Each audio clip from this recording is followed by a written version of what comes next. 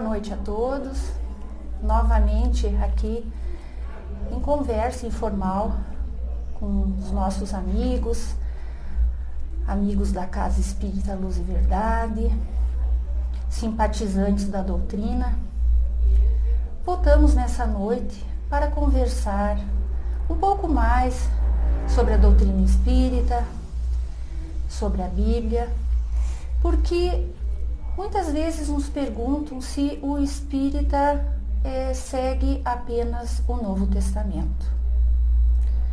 Realmente, o Evangelho, segundo o Espiritismo, ele traz informações a respeito das passagens vivenciadas pelo Cristo.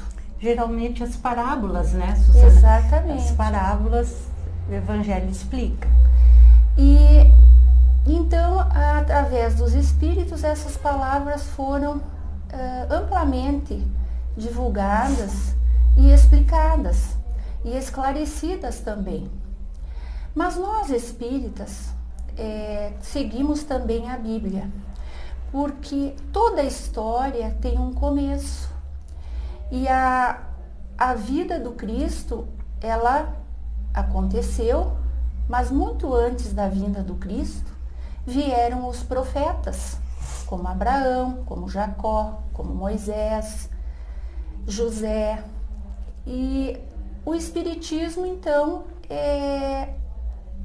através do conhecimento espírita, nós temos, por obrigação, estudar essa história, onde tudo começou. Porque, como mencionei há pouco, a história não começou com Cristo. Cristo veio depois.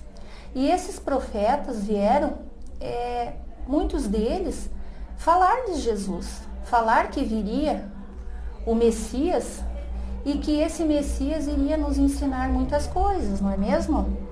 Realmente, as profecias existiam há muito tempo, e tanto que Jesus cita durante o seu Evangelho que ele veio cumprir essas profecias.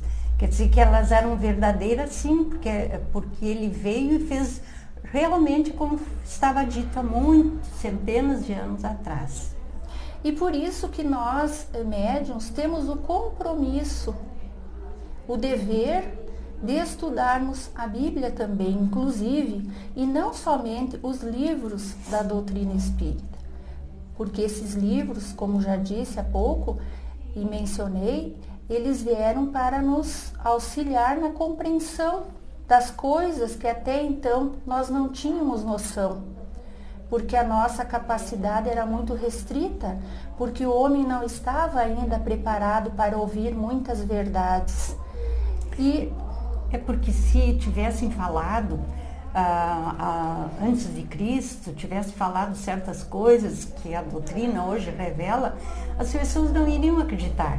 Mas como Cristo veio, exemplificou as verdades, então ficou entendido o que a Bíblia dizia, o que Cristo dizia e que a doutrina espírita até hoje diz e conta. Então são essas informações que hoje, nesse pequeno espaço de tempo, nós gostaríamos de trazer para vocês, porque há muitas dúvidas em relação a isso. A grande maioria das pessoas acha que o espírita é aquele que estuda somente a vinda do Cristo. E então, para que a gente pudesse esclarecer essa noite, nós íamos falar que não é só isso, que é muito mais do que isso.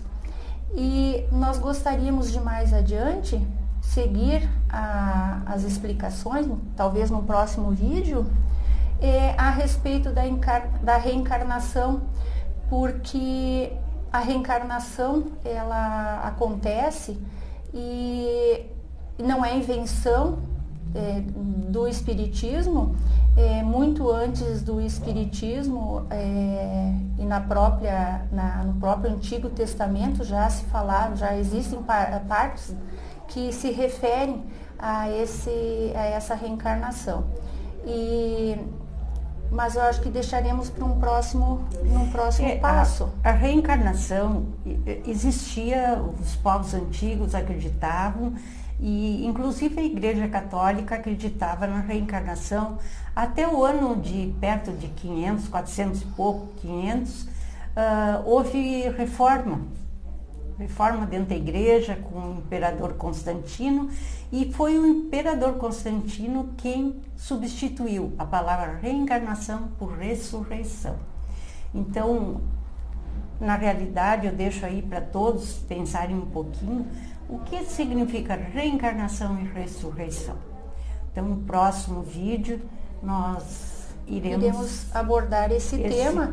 E inclusive, não só espíritas, mas budistas e hindus acreditam e sabem da existência da reencarnação.